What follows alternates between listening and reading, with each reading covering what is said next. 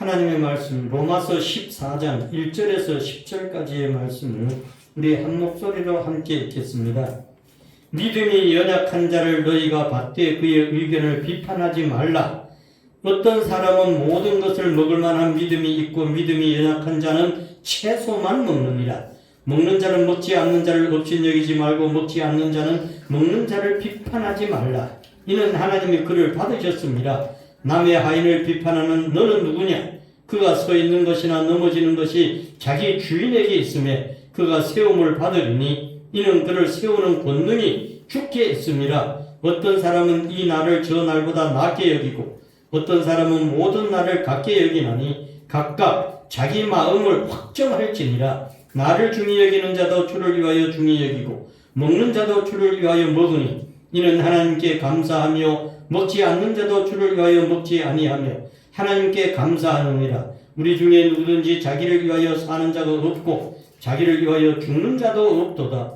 우리가 살아도 주를 위하여 살고 죽어도 주를 위하여 죽나니 그러므로 사나 죽으나 우리가 주의 것이로다. 이를 위하여 그리스도께서 죽었다가 다시 살아나셨으니 곧 죽은 자와 산 자의 주가 되려 하심이라. 내가 어찌하여 내 형제를 비판하느냐? 어찌하여 내 형제를 업신 여기느냐? 우리가 다 하나님의 심판대 앞에 서리라. 아멘. 오늘 말씀의 제목이 다 같이 시작. 그의 의견을 비판하지 말라. 오늘은 교회력으로는 사순절 네 번째 주일입니다. 사순절은 부활절을 기점으로 해서 그 앞으로 6주를 말하는데 그 6주간의 주일을 뺀 40일을 말합니다. 그래서 올해는 이것이 2월 18일 날 제의 수요일이라고 해서 시작이 되어서 4월 4일 날 이 사순절은 끝나고 4월 5일 우리는 부활절 예배를 하나님 앞에 드립니다. 그래서 오늘 우리는 이러한 상황 속에서 늘 어떻게 경건한 자의 삶을 살 것인가. 오늘 말씀에는 믿음이 약한 자를 받되 그 의견을 뭐 하지 말라? 비판하지 말라 그랬습니다. 여러분, 우리는 5월달이 되어서 3번에 걸쳐서 전도의 잔치를 하려고 합니다. 지금부터 준비해 가고 있는 중인데 우리가 오늘 바로 그러려고 하면 나와 의견이 다르고 나와 생각이 다르고 나와 하는 모든 것들이 다른 것에 대해서 우리는 먼저 비판하는 것부터 끊어야 합니다. 그러므로 세상은 자기보다 약한 사람, 자기보다 조금 못하다 싶은 사람을 항상 얕잡아 보는 경향이 있습니다. 그래서 그런 사람들을 밟고 자기가 그 위에 올라서서 무언가를 휘둘러 보려고 그러는 거죠. 성경은 이런 거 하지 말라는 거예요. 즉, 내 의견과 다른 저 사람의 의견, 즉 약한 자의 의견을 무시하지 말라는 겁니다. 거의 세상에서는 어떤 일을 할 때에 강자가 의견 낸 거는 틀린 거라도 맞습니다. 그러면 참 잘하셨습니다. 이러고 아주 볼품없는 어떤 약자가 아무리 옳은 의견을 내도 니까지 그 뭐 한다고 그러냐 이런 식이 되죠. 이게 우리가 사는 세상입니다. 하나님은 이런 것들에서 자유하는 거예요. 이런 것들에서 하나님의 말씀대로 나아가라는 거죠. 그래서 여러분 마가복음 7장 1절에서 2절 말씀을 보시면 남을 판단하는 사람아 누구를 막론하고 핑계하지 못할 거다 그랬어요. 왜? 내가 너를 정죄하는 거다 그랬습니다. 여러분 그래서 이런 일을 행한 자는 하나님의 심판대로 된다 그랬어요. 여러분, 정말 하나님 앞에서 살아가는 삶은 어떤 삶이냐? 우리는 내가 그를 그렇게 한 것처럼 하나님 앞에서 똑같이 내가 그렇게 당할 것이다. 이걸 믿는다면 우리는 그렇게 하지 못합니다. 왜? 내가 그렇게 당할 건데 어떻게 그럴 수 있겠냐는 거죠. 그래서 주님께서는 비판에 관한 말씀을 하시면서 정말 너는 그렇게 하지 말라. 저와 여러분의 처음 살아가는 삶에 있어서 완전한 삶. 그래서 교회도 마찬가지입니다. 여러분, 교회가 오늘날 많은 사람들로부터 비판을 받고 있는 이유는 교회가 비판을 했기 때문입니다. 여러분, 하나님은 네가 행한 대로 갚아준다 그랬어요. 교회가 다른 사람을 위해서 기도하고 그를 품어주고, 예수님은 정말 자기를 비판하고 자기를 업신여기고 네가 정말 하나님의 아들이면 해라 하는 그런 사람들, 똑같이 십자가에 못 박히던 사람들, 자기를 그렇게 끌어서 막 학대하고 그런 로마 병정, 여러분 유대 병사들, 사람들 전부 가슴에 끌어안고 품어줬단 말이죠. 그리고 뭘 열어줬어요? 구원의 길을 열어줬어. 그들도. 근데 세상은 그러지 않았어. 여러분, 그래서 주님은 어떤 것도 다 품어줘라. 할렐루야. 교회의 질서와 거룩을 위반한 자가 혹 있으면 그를 더 크게 품어주라는 거예요. 여러분, 교회는 이런 일을 제대로 하면 그 다음은 하나님이 일을 하십니다. 교회가 이런 일이 제대로 안 될 때 하나님은 일을 안 하시고, 한마디로 말하면 뒷짐지고 이러고 쳐서가지고 너희들 그럼 돈 보자, 내가 한번 볼 거야, 해봐, 네 마음대로 해봐, 이러죠. 여러분, 그래서 마태복음 18장 18절 말씀해 보시면, 무엇이든지 너희가 땅에서 매면 하늘에서도 매일 것이고, 무엇이든지 너희들이 땅에서 다 풀면 하늘에서도 풀리리라고 했어요. 여러분,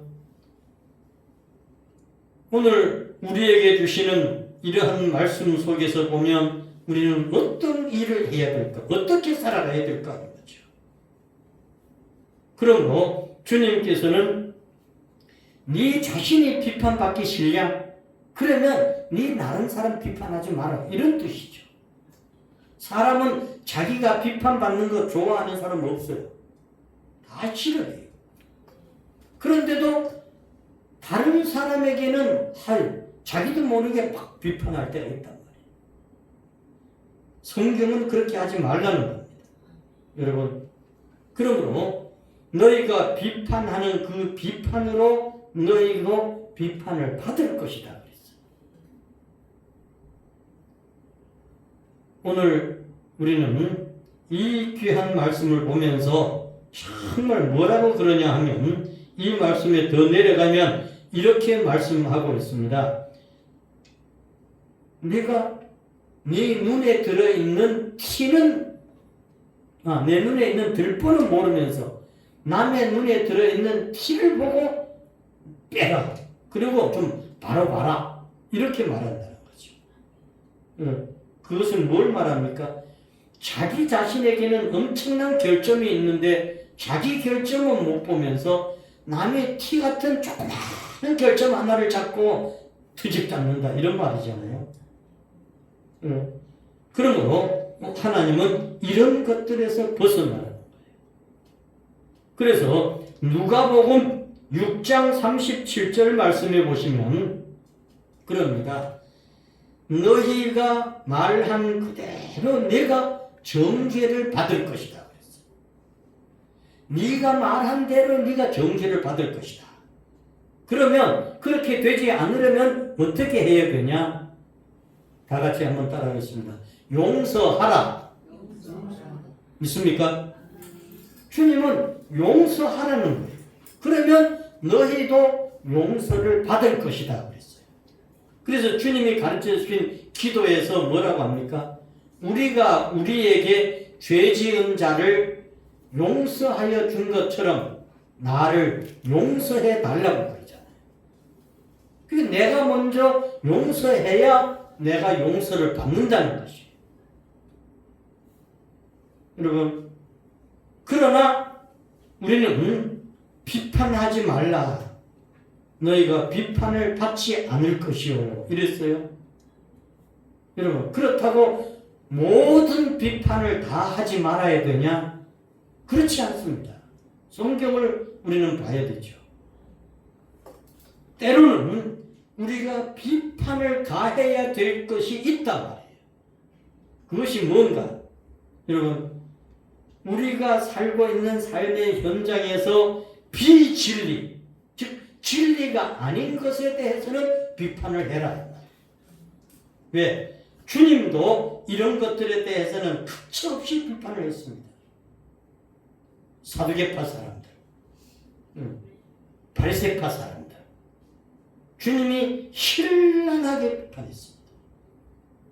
잘못된 것에 대해서, 즉 하나님의 법에 잘못되어진 것에 대해서.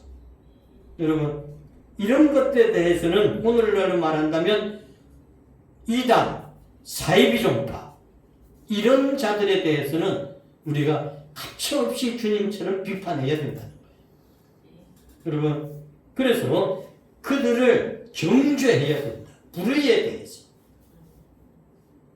이것은 로마서 16장 17, 디도서 3장 10절, 요한일서 4장 1절, 요한 2서 10절, 유다서 3절 이런 성경들에는 전부 이런 이단들에 대해서, 사이비에 대해서는 비판을 가하라고 합니다.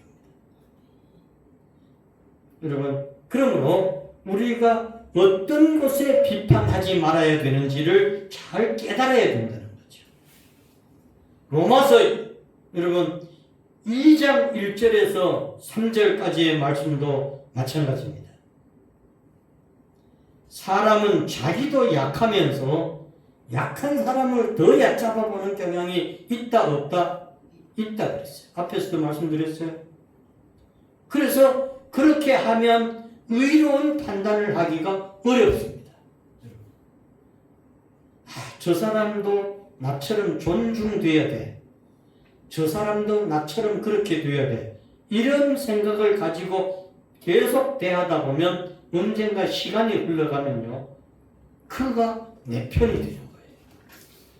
제가 오랫동안 장애인 시설에서 장애인들과 같이 살아가는 일을 해왔는데 처음에 갔을 때는 막 저를 깨물고 꼬집고 막 그러죠.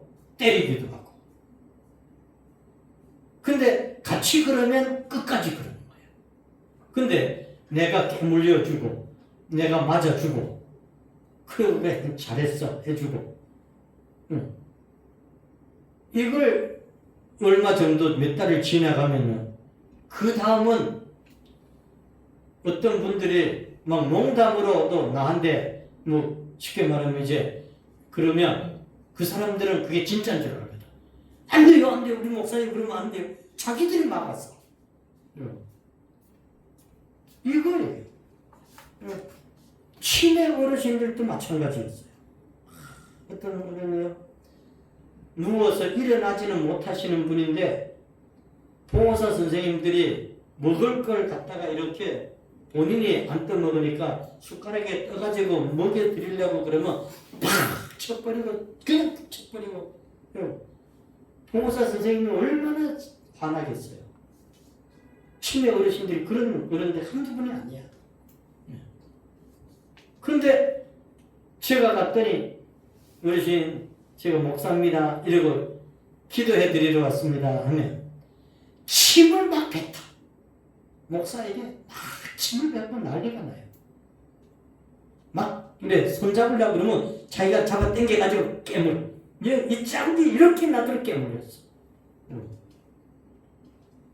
몇 번 그래도 내가 계속 그렇게 해주고 했더니 나중에는 안 그러는 거죠.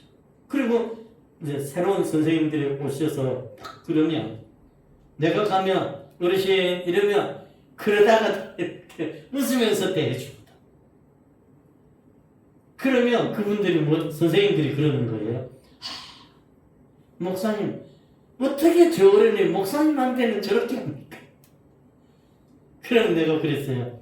선생님 좀 깨물려 주세요. 깨물면 안 돼. 몇 번 그러고 나면 나처럼 똑같이 된다. 우리는 어떻게 그런 분들을 나보다 더 약한 분들을 대하냐에 따라서 달라지는 거예요. 현실도 그런 거예요. 하물며 하늘에 계신 저 하나님이야 얼마나 더 그러시겠냐 말이죠. 여러분, 그래서 고린도전서 2장 15절 말씀해 보시면 신령한 자는 모든 것을 판단한다 그랬어요. 신령한 자는 모든 것을 판단한다. 자기는 아무에게도 판단을 받지 않는다. 중요한 내용입니다. 신령한 자 어떤 자입니까? 따라합시다. 신령한 자는 영적인 사람입니다. 영의 사람이야. 육체만 가진 사람이 아니에요. 신령한 자는 모든 것을 판단할 수 있다는 거예요. 즉 영적인 사람은. 왜? 성령님께 이끌리는 자가 신령한 자예요. 성령님 이끌려 사는 사람이 영적인 사람이에요. 하나님의 영과 동사에 함께해요. 그러니까 그 사람에게는 하나님의 지혜가 들어있단 말이죠. 이 사람을 보고 어떤 사람이냐? 거듭난 사람이라고 합니다. 새로 태어난 사람이라고 하는 거예요. 여러분, 성령의 사람이에요. 그래서 중생된 사람, 완전히 과거의 사람이 아니야. 완전히 새 사람. 그래서 이런 사람은 성경 말씀대로 살아가고 성경 말씀대로 살려고 무던히 노력하는 사람. 예수님께서 아버지가 되시고 그렇게 살아가는 사람. 여러분, 그래서 우리는 이런 사람들에게는 모든 것들을 비판할 수도 있고 다 할 수 있다. 이게 성경이에요. 그래서 로마서 8장 9절에 보면 만약 너희 속에 하나님의 영이 거하시면 너희가 따라합시다. 육신에 있지 아니하고 영에 있나니 누구든지 그리스도의 영이 없으면 그리스도의 사람이 아니라. 아멘. 보십시오. 우리 속에 하나님의 영이, 성령이 있지 않으면 그 사람 아무리 예수 믿는다고 해도 그 사람이 아무리 뭘 가졌다고 해도 그건 하나님의 사람이 아니라는 거예요. 그 사람 속에 하나님의 영이 꽉 차서 하나님의 영에 따라서 움직여지는 사람이라야 그 사람이 하나님의 사람이다. 이런 사람은 하나님의 모든 진리를 분별하며 살 수 있다는 거예요. 이해하고 살고. 여러분, 그래서 성도는 주 예수 그리스도의 마음을 가진 자가 하나님의 사람 성도라고 칭할 수 있다. 그래서 고린도전서 4장 5절 말씀해 보시면 주께서 오시기까지 아무것도 판단하지 말라 그랬어요. 중요한 거예요. 주님의 영이, 주님이 그 속에서 그렇게 하시기 전까지는 너희들이 절대 판단하면 안 된다. 그분이 오시면 어두움에 감추어져 있던 것까지 다 드러낸다고 했어요. 마음의 뜻을 감찰하신다고 그랬습니다. 각 사람에게 하나님으로부터 그렇게 할 때 칭찬이 있으리라 했습니다. 오늘 저와 여러분들은 이렇게 되어 하나님 앞에 칭찬받는 자들이 되기를 축복합니다. 믿습니까? 그래서 그런 하나님의 영에 잡히기 전까지는 어떤 것도 비판하지 말라, 판단하지 말라 그랬어요. 그래서 고린도전서 10장 10절에 보시면 어떤 사람들은 원망하다가 멸망당했다 그랬어요. 여기 어떤 사람들이 멸망하던 사람이 누구냐? 과거 저 광야 생활하던 이스라엘 사람들 중에 고라당의 무리들, 그들과 함께 했던 패거리들입니다.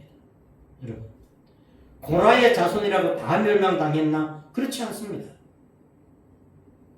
그 우두머리들이 성경에 보면 250명이 넘는다고 했어요. 그러니까 권력 가진 사람 250명이다 이 말이에요. 그들은 다 땅이 입을 벌려서 삼켜버렸다 그랬어요. 반면에 고라 자손들이라고 해도 우리는 그렇게 아니고 하나님의 말씀대로 그 사람들은 다 살아남은 거예요. 할렐루야. 여러분, 그러므로 하나님은 자기 백성들을 도우시고 버리시지 않는다는 것입니다. 여러분, 그래서 빌립보서 2장 14절 말씀해 보시면 모든 일을 따라합시다. 원망과 시비가 없이 하라. 믿습니까? 어떤 일을 하더라도 모든 일이니까. 영어로 하면 all이잖아. all. 여기 단 한 번뿐이라고 하면 the all 이렇게 말할 거예요. 원망과 시비가 없어야 돼요. 여러분, 어떤 일을 하더라도. 근데 사람들은 원망과 시비할 때가 있나요, 없나요? 있어요. 성경은 그러지 말라는 거예요. 어떤 경우에도 모든 일을 원망과 시비가 없이 하라. 왜?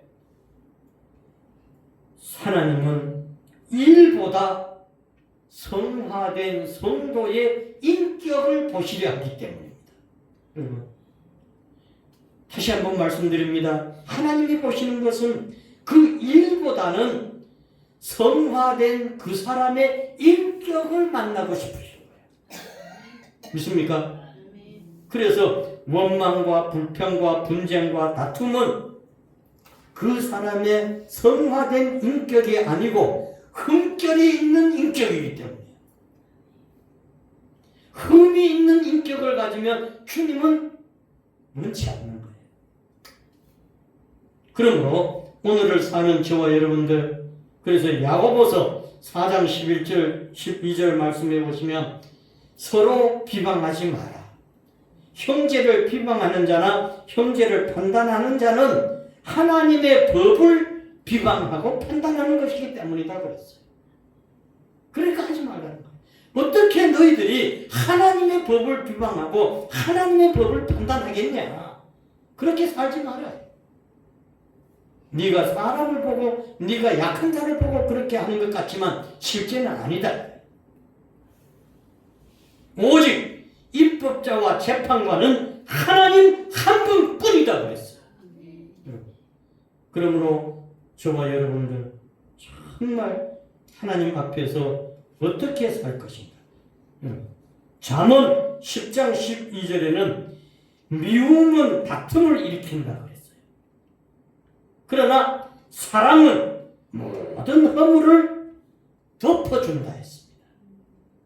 베드로전서 4장 8절에는 무엇보다도 열심으로 서로 사랑하라. 사랑은 허다한 죄를 덮는다 그랬습니다. 여러분, 야고보서 5장 9절은 그러기 때문에 서로 원망하지 마라. 심판주가 네 문 밖에서 기다리고 계신다. 여러분, 고난의 현실 가운데서 신자들은 서로 원망하지 않아야 됩니다. 저와 여러분들은 자신의 부족을 깨닫고 어려운 문제들의 원인을 남들에게 돌리지 말고 내게 돌리면서 고난도 환난도 역경도 다 하나님이 창조하셨다는 것을 우리는 기억하고 믿어야 돼요. 그래서 그런 상황에서도 우리는 남을 원망하기보다 내가 하나님 앞에 엎드려 회개 기도하고, 사랑하는 회복교회 성도 여러분, 유튜브를 애청하는 애청자 여러분, 저와 여러분들의 현실의 배후에서 역사하시는 하나님을 우러러 봐야 됩니다. 원망하는 것도 죄가 된다는 것을 깨달아야 됩니다. 저와 여러분들은 심판자가 문 밖에서 계심을 믿고 저와 여러분의 모든 일을 항상 따라합시다. 의롭고 하나님께 맡기며 그렇게 살아가는 저와 여러분과 우리의 모든 자녀손들이 되기를 축복합니다. 그러하신 하나님, 우리 회복교회 하나님이 세우시고 또 하나님의 말씀대로 살 수 있도록 이끌어 주시니 감사드립니다. 어떤 경우에도 우리는 남을 비판하거나 판단하는 자가 되지 않게 하시고 존중히 여기고 사랑하며 위로하는 자가 되어 주님의 마음이 내 마음에, 주님의 생각이 내 생각에, 주님의 위로가 내 위로가 되게 하옵소서. 그렇게 쓰실 줄 믿습니다. 예수님 이름 받들어 기도드립니다. 아멘.